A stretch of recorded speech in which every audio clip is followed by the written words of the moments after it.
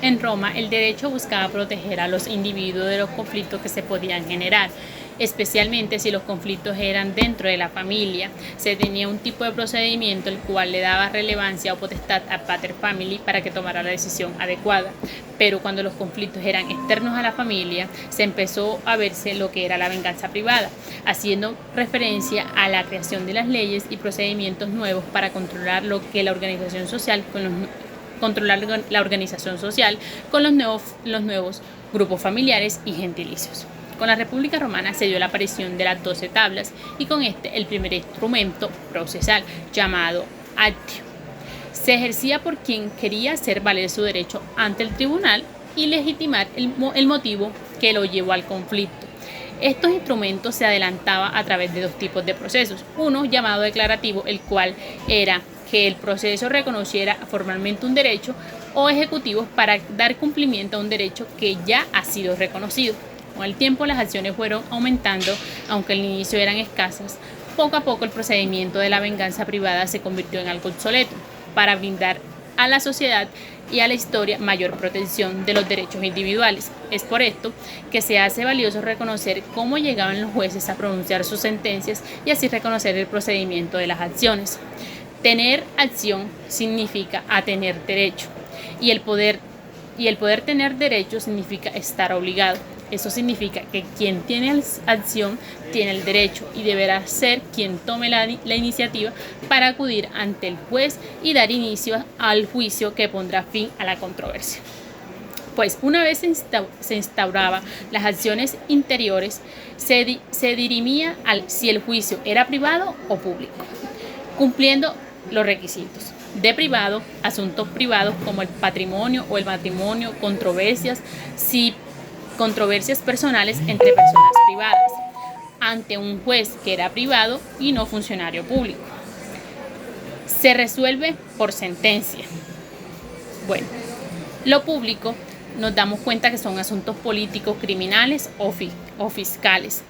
También ante tribunales públicos especialmente constituidos. Y ajeno al ius de los juristas. Muchas gracias. En la época arcaica se implementaron las sanciones de ley, que se juntaban a la ley de las 12 tablas. Una de estas sanciones era la legis actium sacramentum rem, donde el propietario podía reclamar su propiedad mediante una declaración formal y depositando una cantidad de dinero como garantía. El juez decidía quién decía la verdad y el ganador se quedaba con la propiedad. Otras sanciones introducidas fue la legis actium por conditio, utilizada para reclamar el pago de deudas específicas sin necesidad de mencionar la causa. Si el deudor lo negaba, se le daba un plazo para elegir un juez que resolviera el conflicto. Época clásica por formulario. En el 130 a.C., la ley embucia entró en vigor. Con esta ley se abrió paso a lo escritural por encima del oral, demandante y demandado. Conviniera un escrito llamado fórmula. En este indicaba el nombre del juez, instrucción de cómo condenar al demandado o la cantidad de dinero que quería el demandante en caso de ser demostrada la pretensión. Con la misma estructura escrita, hipótesis, consecuencias si es demostrada y consecuencias si no es demostrada, gracias a la fórmula, el juez sabía exactamente lo que tenía que investigar, comprobar y condenar a petición de las partes. Las fórmulas tomaron poder y nos mostraron un procedimiento llevado por etapas. La primera con el pretor, llamado in iure. Las partes guiadas por el pretor convienen la fórmula que planteará el litigio y escogen al juez. Recordemos que los jueces eran privados y escogidos por las partes. La segunda etapa, apud iudensem, se verificaba ante el juez, quien valoraba las pruebas y presentaba a las partes y dictaba sentencia. Ya aquí empezaba a parecerse a nuestro procedimiento actual. Época clásica por formulario. En el 130 a.C., la ley embucia entró en vigor.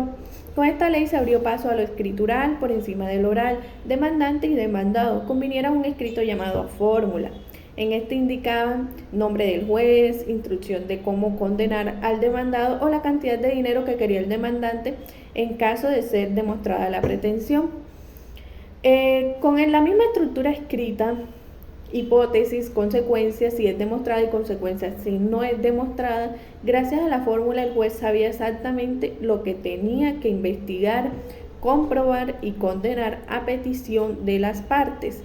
Las fórmulas tomaron poder y nos mostraron un procedimiento llevado por etapas. La primera, con el pretor. El pretor era llamado in iure.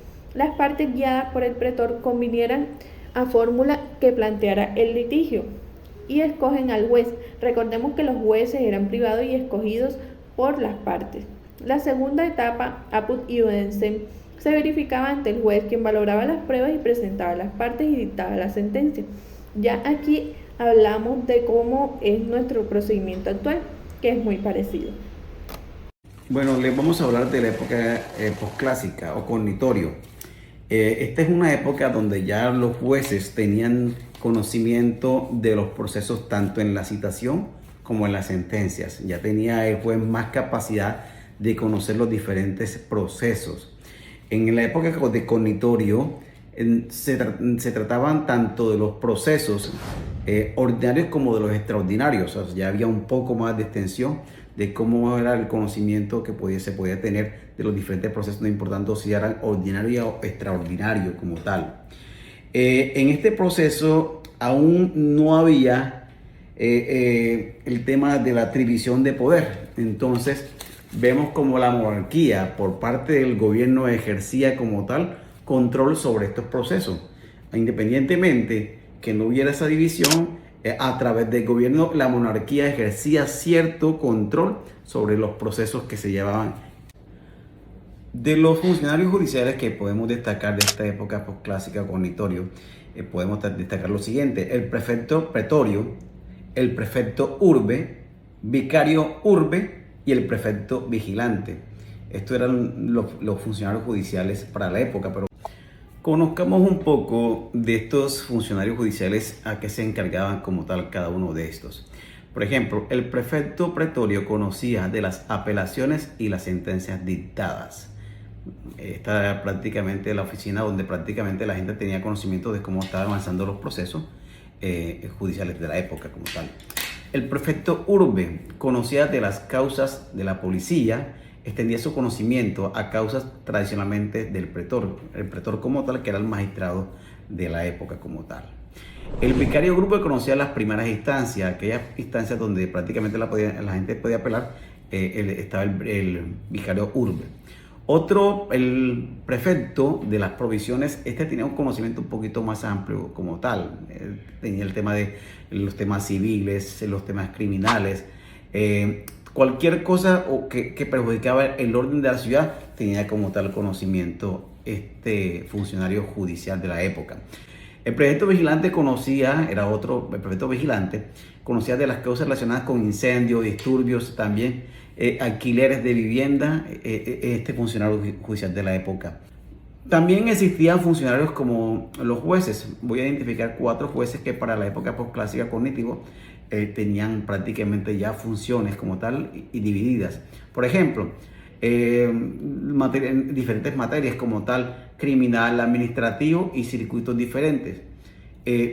Ya prácticamente podemos ver para la época cómo estaban ya prácticamente divididos por materia los diferentes jueces de la época.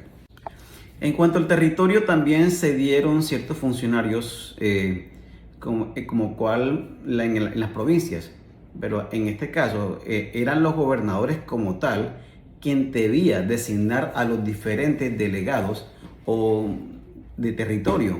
Por ejemplo, vamos a citar algunos que tenían potestad, y era el gobernador quien designaba lo que eran las prefecturas, las diócesis, los gobernadores, los magistrados municipales, defensores de la ciudad. Estos eran los asesores prácticamente que se daban en las provincias, y era una designación de cada gobernador designar estos funcionarios judiciales de la época posclásica cognitiva.